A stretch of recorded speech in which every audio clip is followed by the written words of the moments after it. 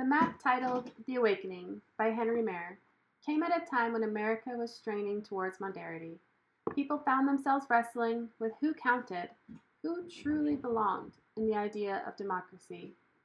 Every day since Seneca Falls in 1848, women had been organizing, speaking, and petitioning.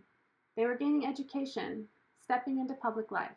They were writing, lecturing, and yet every day they were still denied the most basic tool of political voice, the vote. They couldn't hold office, and in the eyes of the law, they weren't considered full participants in the nation, but they were still expected to sacrifice for it, pay taxes, support the economy, and raise sons who could serve and die in war. Full responsibility without full rights. However, during the Progressive Era, defined as 1890 to 1920, and an age of reform, activism, and ambition, the country was changing. Industries were booming, cities were expanding, people pushing back against corruption and inequality. The 15th Amendment had enfranchised black men, at least in principle, but women of all backgrounds were left out entirely. And then, in 1915, something appeared that captured the tension of the moment. A single image that was funny, sharp, a little mocking, and incredibly strategic. A map. Not just any map, but Meyer's The Awakening map, published in New York, where many debated whether to amend its gender-based voting laws. The Western states were described as bright and proud. They had already granted women full voting rights. On the map, those states stood tall, depicted as radiant, strong, awakened women reaching an outstretched hand eastward towards a sleeping New York. Beneath it sat a poem by Alice Duer Miller, a writer whose words became part of a groundbreaking advertising campaign.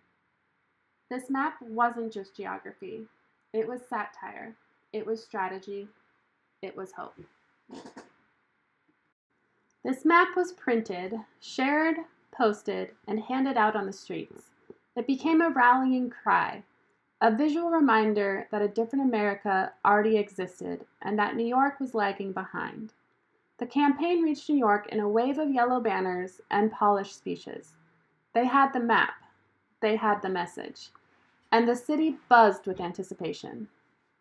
But let's look closer at the map. What do you see? What don't you see?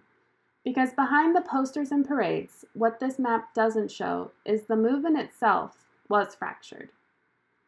Many of us will recognize these three high-profile white suffragists, wealthy, socially connected, skilled at commanding the press. Their voices carried the weight of the movement, and their faces often became those shown beside the awakening map. Their meetings attracted middle-class white supporters. Their marches set the visual tone for the campaign. They were, intentionally or not, the public face of women's suffrage. And because of that, many women were left in the shadows. Black women who had been organizing for decades, forming clubs and building political power, were often pushed aside, excluded, or told to march separately, so the image of the movement wouldn't offend Southern white supporters. This second group refused to be erased. They fought the dual battle of gender inequality and racial violence, and understood what was at stake far more deeply than most white suffragists ever acknowledged. For years, these groups, white leaders and black leaders, worked parallel to one another. Similar goals, very different realities. Their paths didn't fully merge. Their voices didn't fully unite until the pressure of global change forced them into the same historical moment. The awakening map may have shown a glowing figure sweeping east to save the day, but the truth was messier, and the unity it suggested was, at best, incomplete.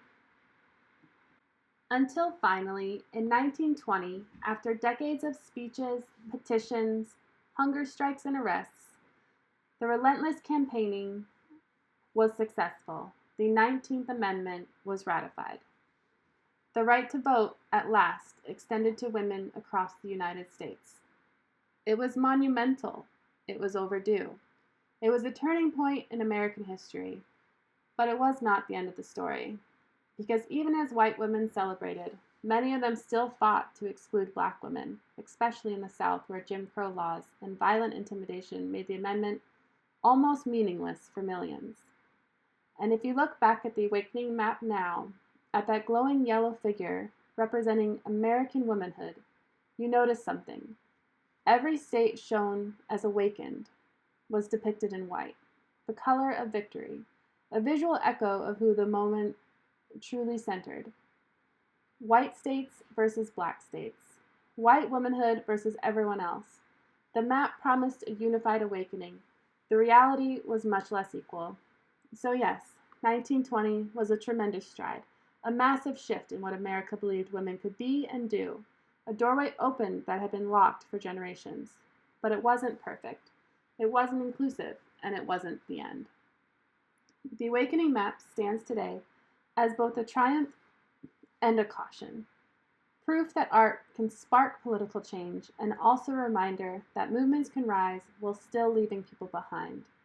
Even though a monumental right was won, the road towards true equality stretched on long after the ink dried on the 19th Amendment. And in many ways, we're still walking it.